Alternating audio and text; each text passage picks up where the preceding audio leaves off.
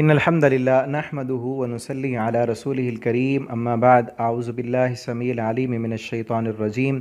من همزه ونفخه ونفسه بسم الله الرحمن الرحيم يا أيها الذين آمنوا لا تكونوا كالذين كفروا وقالوا لإخوانهم إذا ضربوا في الأرض أو كانوا غزا لو كانوا عندنا ما ماتوا وما قتلوا۔ تفسیر القرآن کے سبق میں آج انشاءاللہ سورہ آل عمران رکوع نمبر 70 پڑھنا ہے ہم نے۔ پہلے اس کا لفظی ترجمہ ہم پڑھتے ہیں، پھر اس کی تفسیر دیکھیں گے۔ انتہائی اہم ترین مضامین ہے اس رکوع میں۔ یا ایھا الذین آمنو، اے وہ لوگو جو سب ایمان لائے ہو، لا تکونو، مت ہو جانا تم، کالذین، ان لوگوں کی طرح جن کفروا، سب نے کفر کیا، وقالو، اور انہوں نے کہا، لاخوانہم، اپنے بھائیوں کے بارے میں، اذا ضربوا، جب وہ سب سفر کریں، فی الارض، زمین میں، او کانوا، یا وہ سب ہوں، غزن، جنگ پر، لو کانوا، اگر یہ سب ہوتے، عندنا، ہمارے پاس، ما ماتوا، تو وہ نہ سب مرتے، وما قتلوا، اور وہ نہ سب مارے جاتے، لیجعل اللہ، تاکہ بنا دے اللہ ذالک، اسے، حسرتاً، حسرت، فی قلوبہم، ان کے دلوں میں، واللہ، اور اللہ تعالیٰ، یحیی، زندگی دیتا ہے، ویمیت، اور وہی مارتا ہے، وہی موت دیتا ہے، واللہ، اور اللہ تعالیٰ، بما، اس کو جو تعملون، تم سب کر رہے ہو، بصیر، خوب دیکھ رہا ہے۔ وَلَئِن قُتِلْتُمْ فِي سَبِيلِ اللَّهِ، اور البتہ اگر قتلتم، تم مارے جاؤ، فی سبیل اللہ، اللہ کی راہ میں، او متم، یا تم ویسے ہی فوت ہو جاؤ، مر جاؤ، لمغفرتن، تو یقیناً بخشش ہے، من اللہ، اللہ کی طرف سے۔ مسلمانوں سے کہا جا رہا ہے، ایک غلط عقیدہ تھا، نظریہ کافروں کا، اس سے مسلمانوں کو روکا گیا کہ تم نے یہ عقیدہ نہیں رکھنا، بلکہ اگر تمہیں موت آ گئی یا تم شہادت کی موت، تمہیں غزوے کے اندر، جہاد کے اندر فوت ہو گئے، تو اللہ کی ہاں تمہیں رحمت اور مغفرت ملے گی، خیر، وہ بہتر ہے، مما، اس سے، یجمعون، جو وہ سب جمع کر رہے ہیں۔ وَلَئِن مُتُّمْ، اور البتہ اگر مُتُّم، تم مر جاؤ، فوت ہو جاؤ، او قتلتم، یا تم مارے جاؤ، یعنی اپنی موت فوت ہو جاؤ یا تمہیں قتل کر دیا جائے، لَإِلَى اللَّهِ تُحْشَرُونَ، یقیناً اللہ ہی کی طرف تم سب نے اکٹھے ہونا ہے، اللہ کی طرف تم سب اکٹھے کیے جاؤ گے۔ فَبِمَا رَحْمَةٍ مِّنَ اللَّهِ، پس اللہ کی رحمت سے، لِنْتَ لَهُمْ، آپ نرم واقع ہوئے ہیں ان کے لیے۔ لنتا، نرمی کو کہتے ہیں، یہ کہ آپ صلی اللہ علیہ وسلم کے بارے میں اللہ تعالیٰ فرماتے ہیں کہ آپ ان لوگوں کے لیے نرم ہیں۔ وَلَوْ كُنْتَ، اور اگر آپ ہوتے، فَظًّا، سخت دل، غلیظ القلب، سنگ دل، اگر آپ کے مزاج میں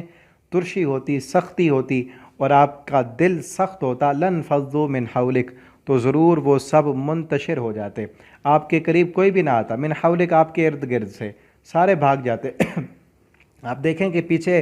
غزوہ احد کے واقعہ جو ہے وہ چل رہا ہے، 70 صحابہ کرام شہید ہو گئے، لیکن اس کے باوجود بھی آپ صلی اللہ علیہ وسلم کے جانثار وہ سب موجود تھے، آپ کے قریب آنے والے سارا۔ اس کا سبب کیا تھا؟ آپ کا اعلیٰ اخلاق، آپ صلی اللہ علیہ وسلم کا نرم دل ہونا، آپ صلی اللہ علیہ وسلم کا لوگوں کو معاف کر دینا، ٹھیک ہے نا۔ مزید اس پر تفسیر میں ہم بات کرتے ہیں۔ لَانْفَضُّوا مِنْ حَوْلِكَ فَاعْفُ عَنْهُمْ، پس آپ درگزر کیجیے ان سے، وَاسْتَغْفِرْ لَهُمْ، اور بخشش طلب کیجیے ان کے لیے، وَشَاوِرْهُمْ، اور مشورہ کیجیے ان سے، فِي الْأَمْرِ، اپنے کاموں میں، فَإِذَا عَزَمْتَ، پھر جب آپ پختہ ارادہ کر لیں، یعنی مشورہ کرنے کے بعد کسی کام پر مشورہ ہو گیا اور پختہ عزم کر لیا کہ یہ کام اب کرنا ہے، فَتَوَكَّلْ عَلَى اللَّهِ، تو پھر اللہ پر بھروسہ کیجیے۔ ان اللہ یحب المتوکلین، بے شک اللہ تعالیٰ بھروسہ کرنے والوں کو پسند کرتے ہیں۔ ان، اگر، ینصرکم اللہ، اللہ تمہاری مدد کرے، فلا غالب لکم، تو کوئی غالب نہیں آ سکتا تم پر، وَإِن یخذلکم، اور اگر وہ چھوڑ دے تمہیں، فمن، تو پھر کون ہے، ذَلَّذِی، وہ جو، ینصرکم، تمہاری مدد کر سکے، من بعدہ، اس کے بعد، وعلی اللہ، اور اللہ ہی پر، فلیتوکل، پس بھروسہ کرنا چاہیے، المؤمنون، مومنوں کو۔ وما کان لنبی، اور نہیں ہے کسی نبی کے یہ لائق، مناسب، ان یغل، کہ وہ خیانت کرے، ومن اور جو بندہ بھی یغلل خیانت کرے گا یأتی وہ لائے گا بما اس کو جو غلہ اس نے خیانت کی ہوگی یوم القیامہ قیامت کے دن ثم پھر توفا پورا پورا بدلہ دیا جائے گا کل نفس ہر نفس کو ما کسبت جو اس نے کمایا وہم لا یظلمون اور اس پر ظلم نہیں کیا جائے گا۔ جو بھی خیانت کرے گا اس کی خیانت قیامت کے دن آ جائے گی۔ افمن اتبع کیا پس جو بندہ اتباع کرے رضوان اللہ اللہ کی خوشنودی کی اللہ کی رضامندی کے پیچھے چلنے والا ہے کمن وہ اس کی طرح ہو سکتا ہے با جو لوٹا یا گرفتار ہوا پکڑا گیا بے سخط من اللہ اللہ کی ناراضگی میں ومأواہ جہنم اس کا ٹھکانہ جہنم ہے وبئس المصیر اور وہ بہت برا ٹھکانہ ہے۔ ہم درجات عند اللہ ان کے درجات ہیں اللہ کے ہاں واللہ بصیر بما یعملون اور اللہ خوب دیکھنے والے جو تم جانتے ہو۔ یعنی ایک اللہ کی ناراضگی میں فوت ہونے والا مرنے والا اور دوسرا اللہ کی رضامندی لے کر ہر ایک کے درجات ہیں وہ کبھی برابر تو نہیں ہو سکتے۔ لقد من اللہ البتہ تحقیق احسان کیا اللہ نے علی المؤمنین مومنوں پر اذ جب بعث اس نے بھیجا فیہم ان میں رسولا ایک رسول من انفسہم جو ان کے نفسوں میں سے ہے یتلو جو پڑھتا ہے علیہم ان پر آیاتی ہی اس کی آیات ویزکیہم اور وہ پاک کرتا ہے انہیں ویعلمہم الکتاب اور وہ تعلیم دیتا ہے انہیں کتاب کی والحکمت اور حکمت کی وَإِن كَانُوا مِن قَبْلُ لَفِي ضَلَالٍ مُبِينٍ اگرچہ وہ تھے اس سے پہلے واضح کھلی گمراہی میں۔ عرب سے پہلے اس وقت عرب کی کیا حالت تھی نبی صلی اللہ علیہ وسلم کی بعثت سے پہلے؟ واضح گمراہی پر جہنم کے کنارے پر تھے۔ وَكُنْتُمْ عَلَى شَفَا حُفْرَةٍ مِّنَ النَّارِ تو نبی کریم صلی اللہ علیہ وسلم نے قرآن پڑھ کر ان کی تزکیہ کیا اور انہیں جہنم سے نکالا۔ او یا اولما اور یہ لما اصابتکم یہ کیا بات ہوئی کہ جب واقع ہوئی تم پر کوئی مصیبت کوئی مشکل آ گئی قد اصبتم یقیناً تم بھی پہنچا چکے ہو انہیں قد اصبتم تم بھی پہنچا چکے ہو انہیں مثلیہ اس سے دگنی قلتم تم نے کہا یعنی صحابہ کرام کے دل میں آ رہا تھا کہ ہمارے 70 صحابہ ساتھی کیوں اس جنگ میں شہید ہو گئے تو اللہ تعالیٰ نے فرمایا اس پر گھبرانے کی کیا ضرورت ہے، آپ ان سے پہلے کافروں کے 70 مار نہیں چکے بدر میں اور 70 جو ہے قیدی بھی بنائے تھے، وہ تو دگنا ہو گیا نا، دگنی سزا تم ان کے پہلے دے چکے ہو۔ قل تم نے کہا ان ھذا یہ کہاں سے آ گئی کہ یہ ہم پر مصیبت کہاں سے آ گئی، جب آپ کہہ دیجئے ہوا من عند انفسکم وہ تمہارے نفسوں کی طرف سے ہے، یہ جو تمہیں مصیبت پہنچی ہے تمہاری اپنی غلطی کی وجہ سے کہ نبی کریم صلی اللہ علیہ وسلم کی تم نے نافرمانی کی۔ آپ صلی اللہ علیہ وسلم نے فرمایا تھا کہ درہ نہیں چھوڑنا، تم نے چھوڑ دیا، یہ اس وجہ سے آئی۔ ان اللہ بے شک اللہ تعالیٰ علی کل شیء قدیر ہر چیز پر خوب قادر ہے۔ وما اصابکم اور جو اصابکم تکلیف پہنچی تمہیں یوم التقى الجمعان جس دن ملی تھیں مڈ بھیڑ ہوئی تھی، یعنی دو جماعتیں آپس میں لڑنے کے لیے آئی تھیں، الجمعان دو جماعتوں کی، دو جماعتیں آپس میں ملیں اور اس دن تمہیں تکلیف پہنچی فبإذن اللہ وہ تو اللہ کے حکم سے تھی، وَلِيَعْلَمْ اور تاکہ وہ معلوم کر لے المؤمنین مومنوں کو، وَلِيَعْلَمَ الَّذِينَ اور تاکہ وہ معلوم کر لے ان لوگوں کو بھی نافقو جن سب نے منافقت کی، وقیلا اور کہا گیا لہم ان سے تعالو آؤ قاتلو کہ قتال کرو جنگ کرو تم فی سبیل اللہ اللہ کی راہ میں، او ادفعوا یا تم جو ہے اپنا دفاع کرو، قالو تو ان سب نے کہا لو نعلم اگر ہم جانتے قتالاً لڑائی لاتبعناکم ہم ضرور اتباع کرتے تمہاری، کہ اگر ہمیں لڑائی آتی یہ مطلب نہیں کہ ہم لڑائی جانتے نہیں ہیں بلکہ اگر ہم یہ جانتے ہوتے کہ تم لڑائی کرنے کے لیے جا رہے ہو تو ہم ضرور تمہارے ساتھ آتے۔ ہمیں تو پتہ ہے صاف واضح نظر آ رہا ہے اتنی بڑی کافروں کی فوج ہے، تم لڑنے کے لیے تھوڑی جا رہے ہو، تم تو مرنے کے لیے جا رہے ہو، اس لیے نہیں آتے ہم تمہارے ساتھ۔ ہم للکفر وہ سب اس دن للکفر کفر کے یوم اذن اس دن اقرب و زیادہ قریب تھے، منہم ان سے للایمان ایمان کی نسبت، منافق اس دن نفاق کے زیادہ کفر کے زیادہ قریب تھے ایمان کی بدولت، کیونکہ اوپر سے وہ بھی اپنے آپ کو مومن کہتے تھے۔ یقولون وہ کہتے ہیں بافواہہم اپنے منہ سے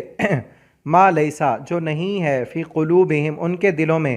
واللہ اعلم اور اللہ تعالیٰ خوب جاننے والا ہے बिमा यक्तुमून, उसको जो वो छुपाते हैं, अल्लज़ीना,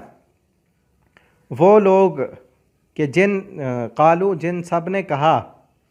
लिख्वानिहिम, अपने भाइयों से, वक़अदू, और वो सब बैठे रहे, लव अताउन, ख़ुद भी बैठे रहे और दूसरे जाने वालों से भी उन्होंने कहा, लव अताउन, अगर हमारी बात मानते, मा कुतिलू, ना सब कत्ल किए जाते,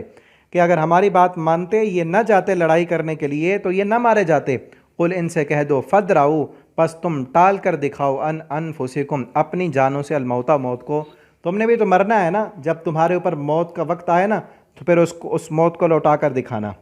इनको तो कह रहे हो कि मैदान उहद में गए हैं तो मारे गए हैं, ना जाते तो ना इन पर मौत आती, जब तुम्हारे ऊपर मौत का फरिश्ता आएगा ना तो उसको फिर लौटा कर दिखा देना। इन कुंतुम सादिकीन, अगर तुम सच्चे हो। वला तहसबन्न अल्लज़ीना, और तुम हरगिज़ न समझना, अल्लज़ीना, उन लोगों को, कुतिलू, जो सब कत्ल किए गए, फ़ी सबीलिल्लाह, अल्लाह की राह में, अमवातन, मुर्दा, उनको मुर्दा नहीं समझना। पीछे हम पढ़ चुके हैं सूरह बकरा में, दूसरे पारे के शुरू में अल्लाह फरमाते हैं, वला तक़ूलू लिमन युक़तल, उनको नहीं कहना जो अल्लाह के रास्ते में शहीद हो गए, उनको मुर्दा नहीं कहना। यहाँ आ गया कि कहना भी नहीं और समझना भी नहीं, क्योंकि वो अल्लाह के यहाँ, बल अहयाउन इंद रब्बिहिम युरज़क़ून, बल्कि अल्लाह के यहाँ वो ज़िंदा हैं और उन्हें रिज़्क़ दिया जाता है। फ़रिहीना, और वो सब खुश भी हैं, बिमा, उस पर जो, आताहुमुल्लाह, अल्लाह ने उनको अता किया है, मिन फ़ज़ली, अपने फ़ज़ल के साथ। वयस्तबशिरूना, और वो सब खुश हो रहे हैं, बिल्लज़ीना, उन लोगों से, जो लम यलहक़ू, वो सब नहीं मिले उन्हें, उन लोगों पर वो खुश हैं जो पीछे उनके नक्शे कदम पर चल रहे हैं। वो शहीद होने वाले जन्नत में अपने पीछे मुजाहिद जो दूसरे जिहाद कर रहे हैं, या उनके साथी जो नेक हैं, अल्लाह की फरमाबरदारी करते हैं, उन पर वो खुश हैं। बिहिम, उनसे, मिन खल्फिहिम, उनके पिछलों से, अल्लाह खौफुन, ये कि ना खौफ होगा, अलैहिम, उन पर, वला हुम यहज़नून, और ना वो सब गमगीन होंगे। यस्तबशिरून, वो सब खुश हो रहे हैं, बिनिअमतिन मिनल्लाह, उस इनाम पर जो अल्लाह की तरफ से है, व फ़ज़लिन, और उस फ़ज़ल पर, व अन्नल्लाह ला युज़ीउ अज्रल मुमिनीन, और बेशक अल्लाह ताला मोमिनों के अजर को ज़ाय नहीं करते। अल्लज़ीना इस्तजाबू, जिन सब ने कबूल किया, लिल्लाह, अल्लाह के हुक्म को, वर रसूल, और अल्लाह के रसूल सल्लल्लाहु अलैहि वसल्लम के हुक्म को, मिन बादी, उसके बाद के, असाबहुमुल क़र्ह, उन्हें पहुँच चुके थे ज़ख़म, लिल्लज़ीना, उन लोगों से, उनके लिए कि जिन सब ने अहसनु, एहसान किया, मिनहुम, उनमें से, वत्तक़ौ, और उन सब ने परहेज़गारी इख्तियार की, उनके लिए अजरुन अज़ीम, उनके लिए बहुत बड़ा अजर है। अल्लज़ीना क़ाल लहुमुन्नास,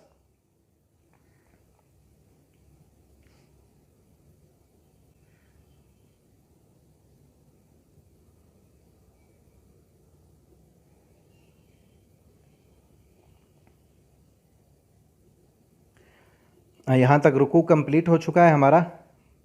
तो इसका अब हम तफसीर पढ़ते हैं।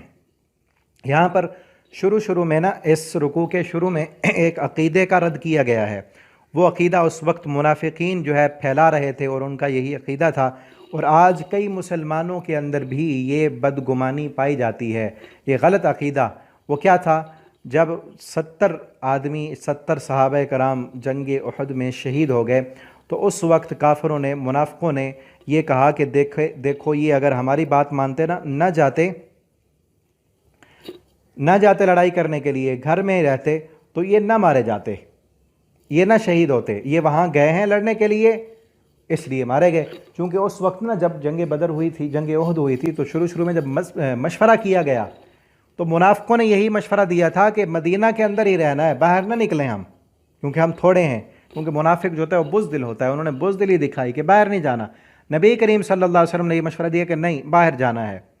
बाहर जाकर, ये बात याद रखनी है, आगे भी आएगी यही बात। आप सल्लल्लाहु अलैहि वसल्लम ने फरमाया नहीं, हम बुज़दिल नहीं, मदीना से बाहर निकल कर हम लड़ेंगे, खुले मैदान में गए, जंग उहद के मैदान में, वहाँ जाकर लड़ाई हुई। तो उन्होंने कहा कि ये अगर ना जाते, अगर हमारे मशवरे पर अमल कर लेते तो ना मारे जाते। अल्लाह ताला ने फरमाया मुसलमानों से, ए ईमान वालो, तुम उन काफिरों की तरह न बनना, तुम अपने अक़ीदे को उनकी तरह ख़राब न करना। वो क्या कहते हैं, क़ालू लिइख़वानिहिम, वो अपने भाइयों से कहते हैं, इज़ा ज़रबू, जब वो सफ़र करें। और ये अक़ीदा सफ़र पर भी होता है, अगर सफ़र पर न जाते तो न मरते, जंग के लिए न जाते तो न मरते। इसी तरह आज भी कई कलमा पढ़ने वाले ये बदशगुनी इसे कहते हैं, बदशगुनी, कि सुबह सुबह गाहक आ गया था, تو وہ منحوس تھا، ٹھیک ہے نا، اس وجہ سے سارا دن جو ہے وہ ہمارا کاروبار مندہ رہا۔ تو یہ بدشگونی ہوتی ہے کہ بدھ والے دن جو ہے وہ بلائیں نازل ہوتی ہیں، سفر نہیں کرنا، سفر کا مہینہ منحوس ہوتا ہے، ٹھیک ہے نا، اور یہ ساری چیزیں ان عرب کے جو بدو تھے ان کے اندر تھیں۔ آج کئی مسلمان کلمہ پڑھ کر اسی طرح کی چیزوں کا شکار ہوتے ہیں، ٹھیک ہے نا۔ تو یہ چیزیں نہیں کرنی، جو نقصان ہے اللہ کی طرف سے لکھا ہوا ہے وہ ملنا ہے، جو فائدہ ہے وہ بھی اللہ کی طرف سے ہے۔ ان چیزیں یہ نہ دن کوئی فائدے اور نفع والا ہے نہ نقصان والا ہے، نہ کوئی انسان کسی کو نفع اور نقصان کا مالک ہے، نفع نقصان کا مالک اللہ کی ذات ہے۔ اس لیے فرمایا کہ وہ لوگ جو کہتے ہیں اپنے بھائیوں سے جب وہ سفر کریں زمین میں یا وہ کسی جنگ پر ہوں تو وہ کہتے ہیں لوکان عندنا، اگر یہ نہ جاتے نا ہمارے پاس ہوتے ما ماتو، نہ مرتے نہ قتل ہوتے، لیجعل اللہ، اللہ فرماتے ہیں یہ غلط عقیدہ ان کے دل میں جو ہے یہ اللہ نے حسرت بنا دیا، ان کے دلوں میں یہی حسرت ہی رہے گی کہ کاش ہم ایسے کر لیتے تو ایسے ہو جاتا، ٹھیک ہے نا۔ جو کاش ہے نا، نبی کریم صلی اللہ علیہ وسلم نے منع کیا کہ کلمہ لو نہیں کہنا، لو کا معنی ہوتا ہے کاش، اگر میں ایسے کر لیتا نا تو پھر ایسے ہو جاتا، پہلے سے میں اپنی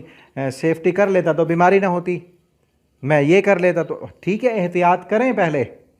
اپنی طرف سے، لیکن اگر کوئی کام ہو گیا، کوئی نقصان ہو گیا، کوئی بیماری لگ گئی، ایکسیڈنٹ ہو گیا، پھر بعد میں یہ نہ کہیں کہ اگر میں ایسے کرتا تو پھر ایسے ہو جاتا، نہیں، جو نقصان لکھا ہوا تھا وہ ہو گیا۔ اب آئندہ کے لیے اللہ سے حفاظت کے لیے دعائیں بھی کریں اور اپنی حفاظت جو ظاہری اسباب ہیں ان کو بھی استعمال کریں، اور بعد میں ہونے کے بعد یہ غلط عقیدہ نہیں کرنا کہ اگر ایسے میں کر لیتا پہلے سے میں محفوظ ہو جاتا، یا فلاں بندہ یہ کر لیتا تو ایسے نہ ہوتا، پھر یہ چیزیں نہیں کرنی چاہیے۔ لیجعل اللہ، اللہ نے حسرت بنا دی، واللہ یحیی، اللہ ہی زندگی دیتا ہے، وہ یمیت، اور مارتا ہے، موت و حیات کا اختیار تو اللہ کے پاس ہے۔ اور پچھلے رکوع میں جو ہم نے پڑھا تھا، اللہ فرماتے ہیں یہ جو کہتے ہیں کہ گھروں میں رہتے تو نہ موت آتی، اللہ تعالیٰ نے وہاں فرمایا کہ اگر یہ گھروں میں بھی ہوتے، جو کتاب میں لکھا ہوا ہے کہ انہوں نے اس جگہ پہ مرنا ہے، وہ لکھی ہوئی چیز ان کو گھروں سے کھینچ کر اس میدان میں لاتی اور یہیں پر ہی ان کی موت ہوتی۔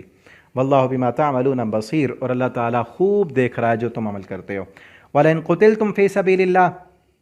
اور ہاں مسلمانوں سے مزید کہا جا رہا ہے یہ بات یاد رکھو، تم اللہ کے راستے میں شہید ہو جاؤ یا تم ویسے موت تمہیں آ جائے، فوت ہو جاؤ، لَمَغْفِرَةٌ مِّنَ اللَّهِ، اللہ کے ہاں تمہارے لیے مغفرت ہے، کیونکہ تم نے محمد الرسول اللہ صلی اللہ علیہ وسلم کا کلمہ پڑھا ہے، ان کے ساتھ مل کر جہاد کیا ہے، اپنا جان اور اپنی مال اللہ کے لیے قربان کر دی۔ پچھلے سبق کا جو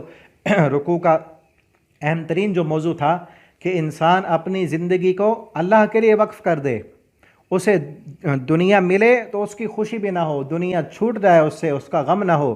وہ جیے تو اللہ کے دین کو اونچا کرنے کے لیے۔ تو یہ عقیدہ جب بن گیا ان کا تو اللہ تعالیٰ نے فرمایا اگر تمہارا یہی عقیدہ ہے کہ تم نے اس دنیا میں جینا ہے اللہ کے دین کو اونچا کرنے کے لیے، تو پھر تمہیں شہادت کی موت آئے، بستر پر موت آئے، جس حال میں بھی تمہیں موت ملے، لَمَغْفِرَةٌ مِّنَ اللَّهِ وَرَحْمَةٌ، اللہ کے ہاں تمہارے لیے مغفرت بھی ہے اور رحمت بھی ہے، اور یہ اس سے بہتر ہے جو تم جمع کرتے ہو۔ دنیا کا ساز و سامان، دنیا کی جو ہے کامیابیاں، وہ کامیابیاں چھوٹی ہیں، وہ کم ہے، جو کچھ بھی تم دنیا کے لیے کرتے ہو سب سے بڑی چیز، بہتر چیز وہ اللہ کے ہاں ہے جو مغفرت ہے اور رحمت ہے۔ اللہ تعالی ہمیں اس کا مستحق بنا دیں۔ وَلَئِن مُتُّمْ أَوْ قُتِلْتُمْ لَإِلَى اللَّهِ تُحْشَرُونَ، البتہ اگر تم فوت ہو جاؤ یا تم قتل کر دیے جاؤ، لَإِلَى اللَّهِ تُحْشَرُونَ، جانا تو اللہ کے پاس ہے،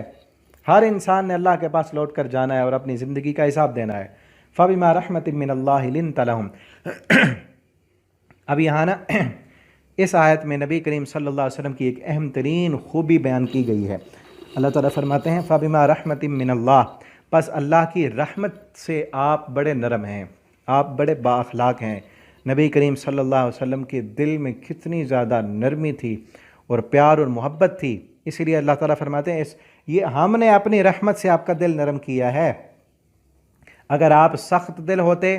سنگ دل ہوتے، آپ کے مزاج میں ترشی ہوتی، تو یہ لوگ آپ پر جو جانیں نچھاور کرتے ہیں، آپ پر قربان ہیں، یہ کبھی آپ کے قریب نہ آتے۔ تو آج ہمیں بھی دیکھنا چاہیے کہ ہم کس قدر، ہمارے دلوں میں سختی تو نہیں، کتنی نرمی ہے ہمارے دلوں میں۔ اور یہاں ذرا اگر جب یہ آیت نازل ہوئی نا، اس کے پس منظر کو جہاں ہم پڑھ رہے ہیں، پیچھے کون سا واقعہ چل رہا ہے؟ غزوہ احد کا۔ غزوہ احد کا 70 صحابہ کرام شہید ہو گئے، آپ صلی اللہ علیہ وسلم پر انہوں نے جانیں دے دیں، لیکن اس کے بعد بھی نبی کریم صلی اللہ، آپ شروع میں دیکھیں آپ صلی اللہ علیہ وسلم نے کیا دیا تھا ان کو، جن 70 نے آپ کے لیے جان قربان کر دی، آپ کے گرد حصار بنا لیا کہ ہمارے پیغمبر کو کوئی تیر نہ لگے، ہمارے جسموں کو لگ جائے، ٹھیک ہے نا۔ اور اس کے آگے ایک غزوہ ہوا، اس غزوے پر ایک عورت اپنا شیر خوار بچہ، دودھ پیتا بچہ ہاتھوں میں اٹھا کر لائی اور اللہ کے پیغمبر سے کہتی ہے یہ اس کو بھی جنگ میں لے جاؤ۔ آپ صلی اللہ علیہ وسلم فرماتے ہیں کہ یہ جنگ میں کیا کرے گا، چھوٹا سا بچہ، اس کو تو خود سنبھالنے کی ضرورت ہوگی۔ وہ کہتی ہیں ہاں اللہ کے نبی مجھے بھی پتہ ہے کہ یہ بچہ کچھ نہیں کر سکتا، اس کو بھی سنبھالنے کی ضرورت ہوگی، لیکن دنیا میں سب سے قیمتی ترین چیز میرے لیے یہی میرا بچہ ہے، آپ اس کو لے جائیں اور کچھ بھی نہیں کرے گا تو اس کو اپنے ہاتھ میں پکڑ کر ڈھال بنا لینا، جب دشمن کا تیر آئے آپ کو لگنے لگے اس میرے بچے کو آگے کر دینا، وہ تیر میرے بچے کو لگے گا، آپ بچ جائیں گے، آپ کا چہرہ اس تیر سے بچ جائے گا، مجھے آپ کی ذات، آپ زیادہ عزیز ہیں، یہ بچہ مجھے زیادہ عزیز نہیں ہے۔ یہ کیا چیز تھی، یہ کیا چیز تھی نبی کریم صلی اللہ علیہ وسلم کے اندر جس نے آپ صلی اللہ علیہ وسلم کا اتنا گرویدہ بنا دیا تھا لوگوں کو، ٹھیک ہے نا۔ اس پر واقعات کئی ہیں، ایک صحابی حضرت زید بن حارثہ رضی اللہ تعالیٰ عنہ، بڑا لمبا واقعہ ہے، وہ حارثہ کے بیٹے تھے، بکتے بکاتے غلام تھے، نبی کریم صلی اللہ علیہ وسلم کے پاس آ گئے، باپ ڈھونڈتا ڈھونڈتا، بڑا پیسے والا تھا، ڈھونڈتا ڈھونڈتا وہ آ گیا، پتہ چلا کہ محمد صلی اللہ علیہ وسلم کے پاس ہمارا بچہ موجود ہے، آیا آپ صلی اللہ علیہ وسلم کو ملا اور کہا کہ میرا بیٹا ہے، صدیوں سے جو ہے کئی سال ہو گئے ہیں، گم ہو گیا تھا، جنگیں ہوئیں، آپ بکتا بکاتا آپ کے پاس آ گیا، آپ مہربانی کریں، آپ بڑے بااخلاق ہیں، واپس کر دیں۔ آپ صلی اللہ علیہ وسلم نے فرمایا ہاں کوئی حرج نہیں ہے، میں اس کو بلاتا ہوں، آپ اس سے پوچھ لیں، آپ کے ساتھ جانا چاہتے ہیں تو چلا جائے۔ انہوں نے، اب باپ بھی ہے، چچا بھی ہے، پورے خاندان کے لوگ ساتھ ہیں، ماں بھی ہے، وہ اپنے بیٹا سامنے آتا ہے، ملتا ہے بیٹا، باپ بیٹے سے ملتا ہے، محبت پیار کی باتیں ہوتی ہیں، اور اب باپ کہتا ہے کہ اے زید ہم آپ کو لینے آئے ہیں، آپ ہمارے ساتھ چلیں۔ آگے سے وہ بچہ کیا کہتا ہے، وہ بچہ کہتا ہے ہاں ابو آپ میرے ابو ہیں، آپ سارے مجھے عزیز ہیں، میرے خاندان کے ہیں، لیکن محمد صلی اللہ علیہ وسلم نے جو مجھے پیار دیا ہے، جو شفقت دی ہے، جو اخلاق میں نے آپ کا دیکھا ہے، ابو وہ پیار آپ بھی مجھے نہیں دے سکے۔ حضرت زید نے اپنے والدین کو ٹھوکر مار دی اور نبی کریم صلی اللہ علیہ وسلم کے ساتھ رہے، اپنے والدین سے کہتے ہیں تم چلے جاؤ، میں نے آپ کے ساتھ نہیں آنا، میں نے محمد کریم صلی اللہ علیہ وسلم کے پاس رہنا ہے۔ اس قدر آپ نرم دل، اتنے با اخلاق، ہم بھی ویسے بن جائیں۔ آج بڑے دکھ اور افسوس کی بات ہے، دین کس لیے نہیں پھیلتا؟ صرف اس وجہ سے کہ ہمارے مزاج میں ترشی ہے، اخلاق نہیں ہے۔ کئی بڑے بڑے علماء، محدثین، بڑے بڑے جو ہے ان کے مزاج میں سختی کی وجہ سے بڑا سے بڑا کام چلتا چلتا رک جاتا ہے، کیوں؟ وہ معاف نہیں کرتے، درگزر نہیں کرتے۔ اور موقع جو میں بتا رہا تھا نا، موقع کیا ہے، 70 صحابہ شہید ہو گئے، وقت کیسا ہے کہ مسلمانوں کے پاس کچھ نہیں، کھانے کے لیے کچھ نہیں، پینے کے لیے کچھ نہیں ہے، ٹھیک ہے نا، حالات ایسے ہیں، لیکن اس کے باوجود بھی جو مسلمان ہوتا ہے آپ کے لیے جان قربان کرنے کے لیے تیار ہو جاتا ہے۔ حضرت بلال حبشی کو دیکھیں، آگ کے انگاروں پہ لیٹا ہوا ہے، احد احد کی صدائیں بلند کر رہا ہے، حضرت ابوبکر صدیق کو ماریں پڑ رہی ہیں، لیکن اس کے باوجود بھی یہ دنیا کا تو کچھ نہیں مل رہا بلکہ نقصان ہی ہو رہا ہے، ماریں پڑ رہی ہیں، لیکن اس کے باوجود سارے صحابہ وہ بڑھتے ہی جا رہے ہیں، بڑھتے ہی جا رہے ہیں۔ وہ ساری چیز کیا تھی؟ آپ صلی اللہ علیہ وسلم کا اعلیٰ اخلاق۔ اور آپ صلی اللہ علیہ وسلم نے،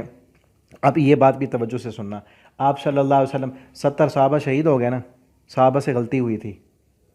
صحابہ کرام سے غلطی ہوئی، اس غلطی کی وجہ سے 70 صحابہ شہید ہو گئے۔ آپ صلی اللہ علیہ وسلم نے کہا تھا کہ درہ نہیں چھوڑنا، صحابہ کرام نے درہ چھوڑ دیا، غلطی ہو گئی، اجتہاد کی وجہ سے، جان بوجھ کر نہیں کی صحابہ کرام نے غلطی، یہ بات بھی یاد رکھنے کی ہے۔ ہم غلطی کرتے ہیں جان بوجھ کر، ان سے یہ غلطی ہوئی کہ بعض صحابہ نے کہا کہ آپ صلی اللہ علیہ وسلم سے صرف جنگ تک ہمیں کہا تھا کہ درہ نہیں چھوڑنا، اب تو جنگ ختم ہو گئی، ہم چھوڑ دیں بس، تو اس وجہ سے وہ ان سے غلطی ہو گئی، اس غلطی کی وجہ سے کتنی بڑی سزا مل گئی، لیکن اس کے باوجود بھی آپ صلی اللہ علیہ وسلم نے کسی صحابی سے یہ نہیں کہا کہ تم نے میری نافرمانی کیوں کی ہے، کسی کو سزا نہیں دی، ٹھیک ہے نا، کہیں کسی تاریخ اور سیرت کی کتاب میں آپ کو نہیں ملے گا کہ کسی صحابی کو آپ نے سزا دی ہو، کسی سے کہا ہو کہ تم نے میرا حکم کی نافرمانی کیوں کی۔ ہاں ٹھیک ہے، اللہ نے سمجھانے کے لیے بتلانے کے لیے سزا دے دی،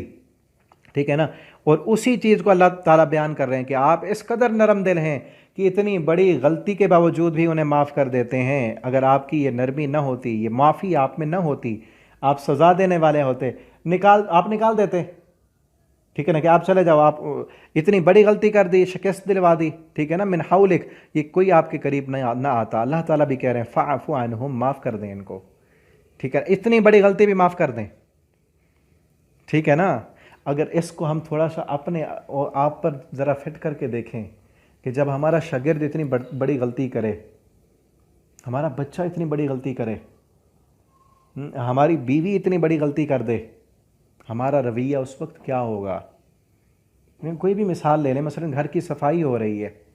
بچہ آپ کا بچی صفائی کر رہی ہے، آپ کا بیٹا یا کوئی ملازم صفائی کر رہا ہے، آپ کہتے ہیں کہ یہاں یہ اس جگہ پہ نا پھسلن بڑی ہے، اس کو صاف کر دیں، آپ پھسلن بنی ہو، کوئی پھسل نہ جائے، اس کو صاف کریں، آپ کہیں اسے کہ اس کو صاف کر دیں، لیکن پھر بھی وہ غفلت میں اس جگہ کو صاف نہیں کرتا، پھسلن ویسی کی ویسی ہے، آپ اٹھ کر چلے، پھسلے، وہاں گر گئے، آپ کو چوٹ لگ گئی، آپ کو چوٹ لگ گئی، اسی جگہ سے جہاں سے آپ نے کہا تھا اپنے ملازم سے یا اپنے بچے سے کہ یہاں صفائی کر دو، پھسلن ہے، کوئی گر نہ جائے، آپ خود ہی اٹھے اور گر گئے وہیں پر، تو اس گرنے کے بعد آپ اپنے آپ سے پوچھیں اس وقت آپ کا انداز کیا ہوگا اس ملازم پر۔ اپنے بچوں کو تو خیر ویسے ہی بندہ معاف کر دیتا ہے، ملازم ہو پھر اس پر کیا انداز ہوگا کہ آپ نے روکا بھی صحیح، پھر بھی اس نے وہ کام نہیں کیا اور اس نافرمانی کی وجہ سے اتنا بڑا نقصان ہو گیا۔ ایسے ہی ہوا نا، صحابہ کرام کو آپ نے روکا، درہ نہیں چھوڑنا، انہوں نے چھوڑ دیا اور اس چھوڑنے کی وجہ سے اتنا بڑا نقصان ہوا کہ 70 صحابہ شہید ہو گئے، آپ صلی اللہ علیہ وسلم بھی زخمی ہو گئے، آپ کے دندان مبارک شہید ہو گئے، لیکن اس کے باوجود بھی آپ صلی اللہ علیہ وسلم نے کیا کیا؟ فاعف عنہم، اللہ فرماتے ہیں معاف کر دو ان کو، ان کی غلطی سے درگزر کرو۔ ایسا اخلاق اگر ہمارا بن جائے نا، اور خصوصاً علماء کا، داعیان کتاب و سنت کا، جو دین کی طرف لوگوں کو بلانے والے ہیں، قرآن کی طرف بلانے والے، ان کا اخلاق ایسا ہو کہ انہیں چوٹ بھی لگ جائے ان کے شاگردوں کی غلطی سے، ٹھیک ہے نا، جن کو وہ اپنی طرف اللہ کی طرف بلاتے ہیں، ان کی غلطی کی وجہ سے انہیں چوٹیں بھی لگ جائیں، زخمی بھی ہو جائیں، پھر بھی وہ ان سے منہ نہ موڑیں، درگزر کریں، معاف کر دیں، تو پھر دیکھیں کہ کیسے لوگ قریب آتے ہیں، ٹھیک ہے نا۔ آپ اور اگر بندہ ایسے کرتا جائے نا تو پھر کچھ نہیں کر سکتا، کسی کی غلطی کو معاف نہ کرے، ہر وقت سزا دے، اور جس نے بھی غلطی کی اس کو نکالتا جائے، بھگاتا جائے کہ چلو جاؤ تم ہمارے ساتھ نہیں چل سکتے، اتنی بڑی غلطی کر دی، ہر کسی کو آؤٹ ہی کرتا جائے تو پھر بندہ اکیلا رہ جائے۔ چھوٹی چھوٹی غلطی پر اگر اگلے کو آؤٹ کرنا شروع کر دیں کہ تم بھی جاؤ، سب کو نکالتا جائے، پھر اکیلا رہ جائے گا، پھر اکیلا بندہ خود اپنے آپ کو برداشت نہیں کرے گا، شوٹ کر دے گا۔ خودکشیاں ایسے ہی ہوتی ہیں نا، غصیلے پن والے بندے، سخت روح، اس کے ساتھ کوئی رہتا ہی نہیں ہے،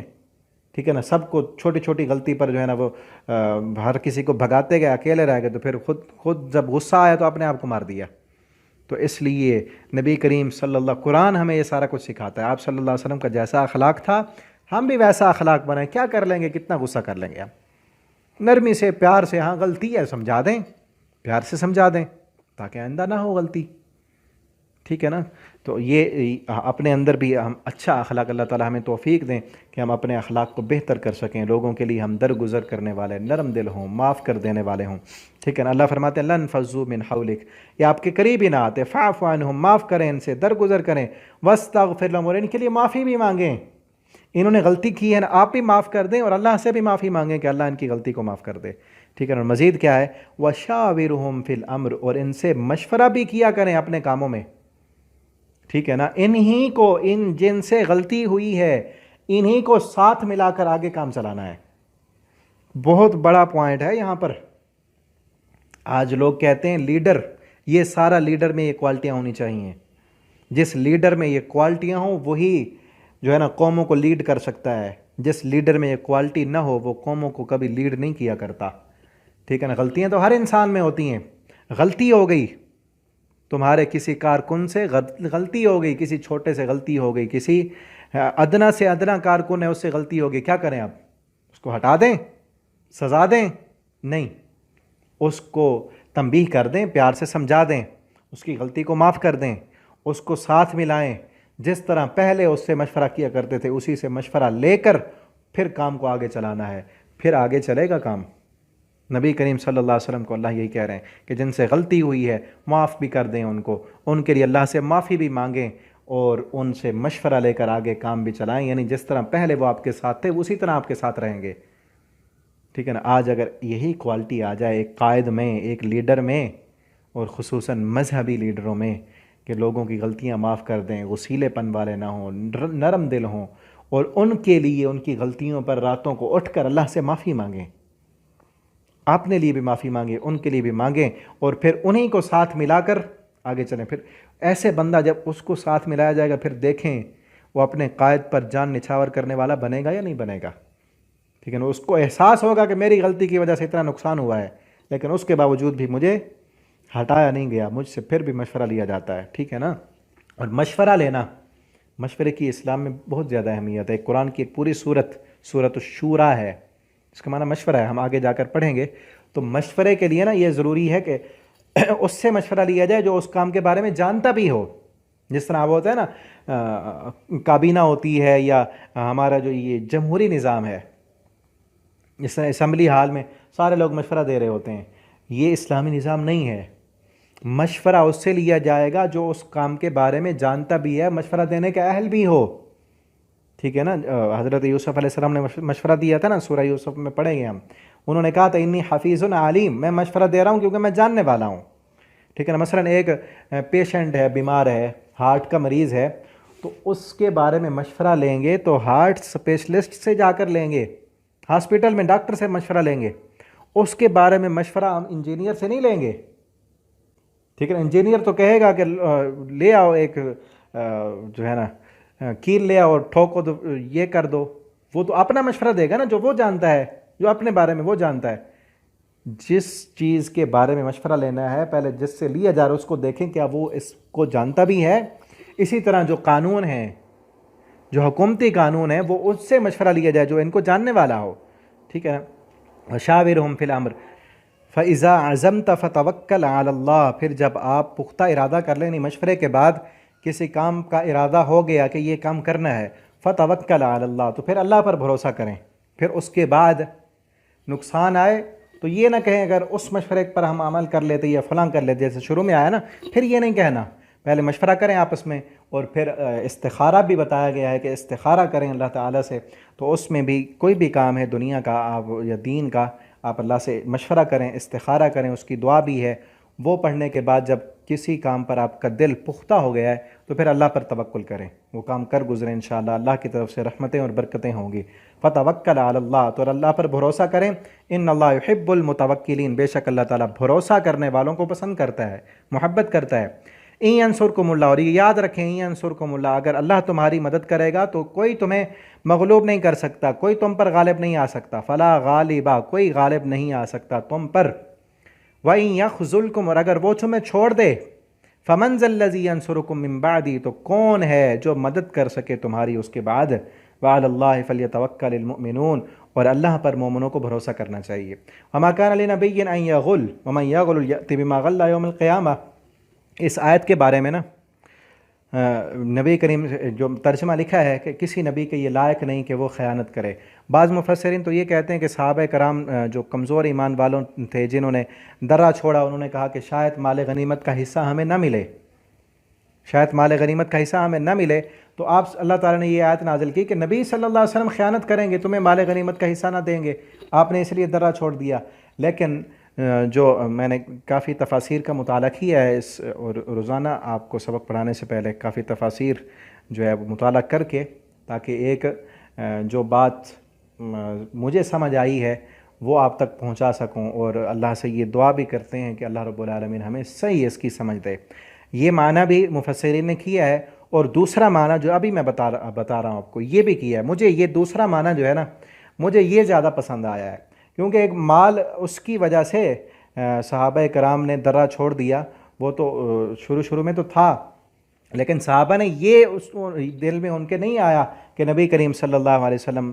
مال میں خیانت کریں گے۔ ٹھیک ہے، کچھ آراء ہیں، اس پر روایات بھی ملتی ہیں، لیکن اگلی جو رائے ہے نا ابھی جو اب میں بتانے لگا ہوں وہ یہ ہے کہ کافروں نے، منافقوں نے مسلمانوں سے یہ باتیں کہنی شروع کر دیں کہ دیکھو نبی کریم صلی اللہ علیہ وسلم تمہارے پاس آئے،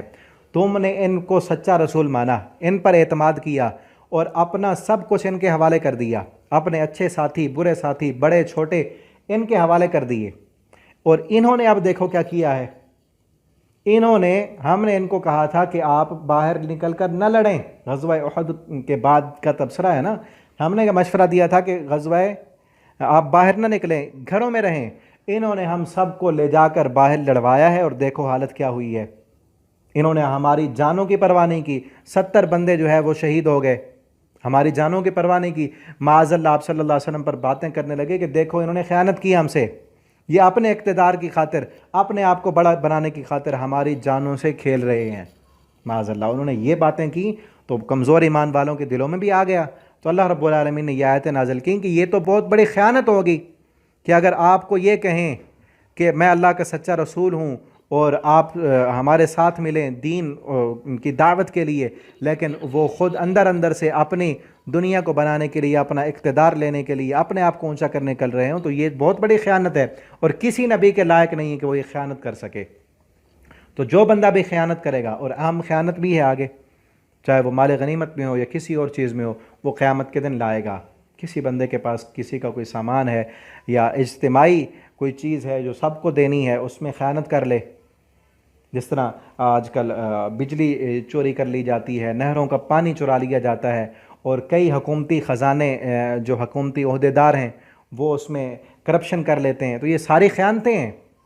ٹھیک ہے نا، کسی بھی عہدے پر جو افسر ہے اس کا حق نہیں بنتا کہ وہ اب آج تو جو ہے نا خصوصاً ہمارے ملک پاکستان میں افسر اپنا یہ حق سمجھتا ہے کہ مجھے رشوت دی جائے،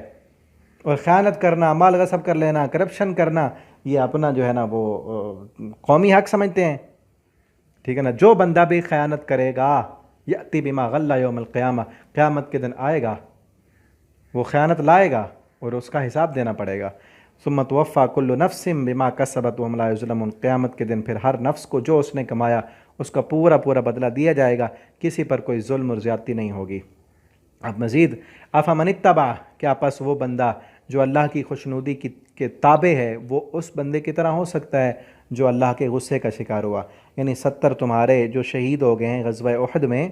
وہ تو اللہ کی رضامندی میں گئے ہیں، اور جو 70 مارے گئے تھے ان کے غزوہ بدر میں، وہ تو اللہ کی ناراضگی لے کر آئے، وہ کیسے برابر ہو سکتے ہیں؟ ٹھیک ہے نا، عام بھی جو بندہ اللہ کا فرما بردار ہے اور جو دوسرا اللہ کی ناراضگی مول لے رہا ہے، نافرمانیاں کر رہا ہے، نافرمانی کرنے والوں کا ٹھکانہ تو جہنم ہے، اور وہ بہت برا ٹھکانہ ہے۔ ہم درجات عند اللہ، ان سب کے اللہ کے ہاں درجے ہیں، اور اللہ تعالیٰ سب کو خوب دیکھنے والے ہیں۔ لقد من اللہ علی المؤمنین اذ بعث فیہم رسولا، اب یہاں اس آیت میں رسول اللہ صلی اللہ علیہ وسلم کی بعثت کا جو مقصد ہے وہ اللہ تعالیٰ بیان کر رہے ہیں، اور آپ کی ذمہ داریاں، آپ صلی اللہ علیہ وسلم کے آنے کا انعام کہ اللہ نے احسان کیا تمام مومنوں پر۔ ویسے تو پوری انسانیت پر احسان ہے، لیکن اس احسان کے مستحق صرف وہ ہیں جنہوں نے مان لیا رسول اللہ صلی اللہ علیہ وسلم کو، جو ایمان لائے۔ اذ بعث فیہم رسولا، کہ انہوں نے ان کے اندر ایک رسول بھیجا، یتلو علیہم آیاتی، جو ان پر اپنی اللہ کی آیتیں پڑھتا ہے، ان کو پاک کرتا ہے، تعلیم دیتا ہے۔ اس آیت کا مفہوم سمجھنے کے لیے عرب کی حالت دیکھیں، اسلام سے پہلے کیا حالت تھی، خصوصاً عورتوں سے کس قدر نفرت کی جاتی تھی، بچیوں کو زندہ درگور کر دیتے تھے، زندہ دفن کر دیتے۔ ذرا تصور کریں کہ ایک بند کمرے میں آپ ہوں، چھوٹا سا کمرہ ہو، بند کر دیا جائے، ٹھیک ہے نا، اور کسی طرف سے اس کی کوئی کھڑکی، کوئی دروازہ نکلنے کا نہ ہو، تو کیا حالت بنے گی۔ وہ بچیوں کو قتل نہیں کرتے، اتنا بھی ٹائم نہیں ہوتا، ان کو گڑھا کھود کر زندہ ہی دفن کر دیتے، مار دیتے۔ عورتوں سے کس قدر ناروا سلوک ہوتا تھا کہ ایک ایک عورت کے پاس 10 بندے آتے، نکاح کے معاملے میں بڑا غلط ان کا رواج تھا۔ 10 بندے ایک عورت کے پاس آتے، پھر وہ اس کا جو بچہ پیدا ہوتا، جس بندے کی شکل و شباہت ملتی، اسی کو اس کا باپ بنا دیتے۔ اب بیچاری عورت کہاں جائے؟ اور یہ بھی غلط رواج تھا کہ کسی بندے کو وہ خامد، اس عورت کا خامد خود بھیجتا تھا کہ فلاں بندے کے پاس جاؤ اور اس کے ساتھ زنا اس سے کرتی تاکہ وہ اسی بندے کے پاس بھیجتے جس کی شہرت ہوتی یا بڑا طاقتور ہوتا، جنگجو ہوتا، تاکہ ہمارا بچہ بھی ویسے پیدا ہو۔ یعنی گمراہی، ضلالت کی انتہا تک پہنچے ہوئے، اور لڑائیاں آپس میں اس قدر زیادہ۔ جنگ بعاث کا نام سنا ہو شاید آپ نے، وہ جنگ بعاث صرف دو بھائیوں کا آپس میں اختلاف ہوا، اس اختلاف وہ اتنا بڑھا کہ ہزاروں کی تعداد میں لاشیں بکھریں، اور نسل در نسل یہ جو ہے نا جنگ جاری رہی۔ اور اسی طرح دو گھوڑا دوڑانے والے گھوڑا دوڑا رہے تھے، ایک کا گھوڑا آگے بڑھ گیا، دوسرے کو جس کا گھوڑا پیچھے رہ گیا اس کو اکسایا گیا، اس کی جو ہے نا توہین کی گئی، اس نے اس پر آ کر دوسرے کو جس نے آگے بڑھا تھا اس کو تھپڑ مار دیا، تھپڑ مارا تو اسی طرح دو قوموں میں لڑائی پڑ گئی، ایک بندہ قتل ہو گیا۔ اسی لڑائی پر اتنی بڑی لڑائی کہ لاکھوں افراد جو ہے وہ مارے گئے، خون کی ہولی کھیلی گئی، اور پیچھے نسل در نسل لڑائی چلی، بعد والوں کو پتہ بھی نہیں تھا کہ یہ لڑائی شروع کس لیے کی گئی تھی، ٹھیک ہے نا۔ اس طرح گھوڑا، کہتے ہیں نا گھوڑا آگے بڑھانے پر جھگڑا، ان کی تاریخ پڑھ کر دیکھیں کہ کس طرح اللہ تعالیٰ اسی لیے فرماتے ہیں وَكُنْتُمْ عَلَىٰ شَفَا حُفْرَةٍ، تم جہنم کے کنارے پر تھے۔ ضلالت، گمراہی، ایک دوسرے کے لیے سنگ دلی، یہ سنگ دلی ہے نا، چھوٹی چھوٹی باتوں پر جھگڑے، لڑائیاں، تو یہ ساری چیزیں ان کے اندر تھیں۔ اللہ نے احسان کیا، رسول اللہ صلی اللہ علیہ وسلم کو مبعوث فرمایا، اور ان کی تربیت کی، قرآن کی آیتیں پڑھ کر سنائیں، ان کے دلوں کو نرم کیا، پاک کیا ان کو، اور ان کو جہنم والے راستے سے نکال کر جنت والے راستے پر چلایا۔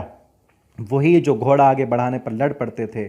گھوڑے کو پانی پلانے پر لڑائیاں ہوتی اور نسلوں تک لڑائی رہتی، وہ اس قدر آپس میں شیر و شکر ہو گئے، نرم ہو گئے کہ ایک دوسرے کے لیے جانیں قربان کرنے والے بن گئے،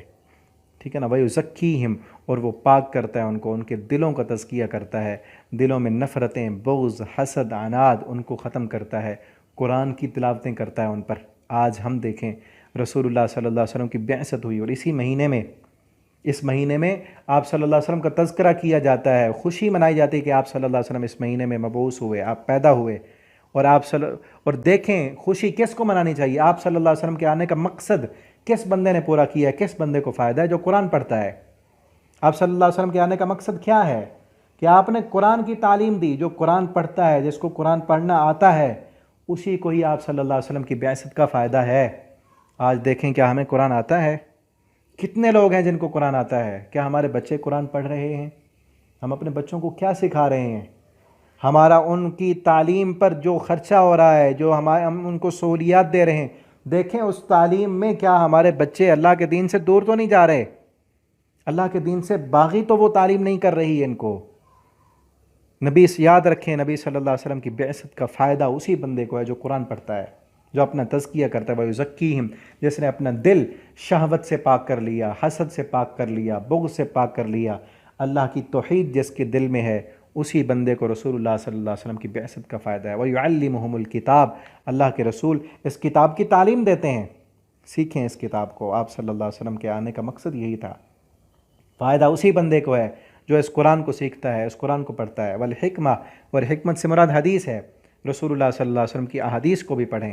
وَإِن كَانُوا مِن قَبْلُ لَفِي ضَلَالٍ مُبِينٍ، اس سے پہلے واضح گمراہی میں تھے۔ چند ایک میں نے آپ کو باتیں بتا دیں کہ کس طرح کی گمراہی تھی، ضلالت تھی، اندھیرا تھا۔ آپ صلی اللہ علیہ وسلم نے ان اندھیرے میں پڑے ہوئے لوگوں کو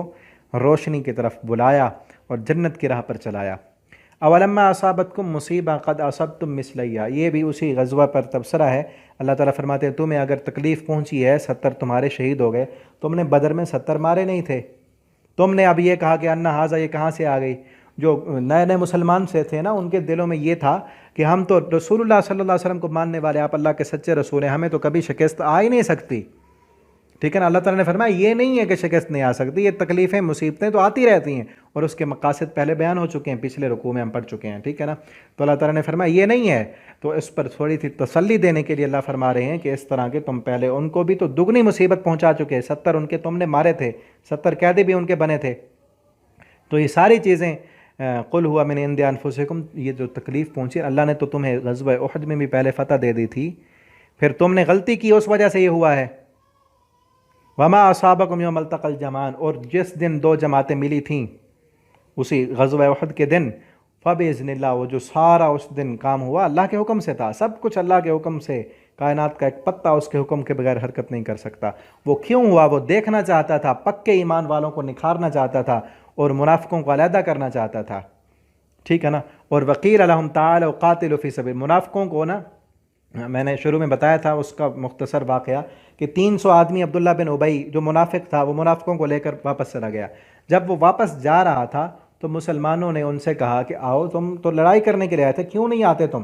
تو اس وقت ان منافقوں نے کہا تھا،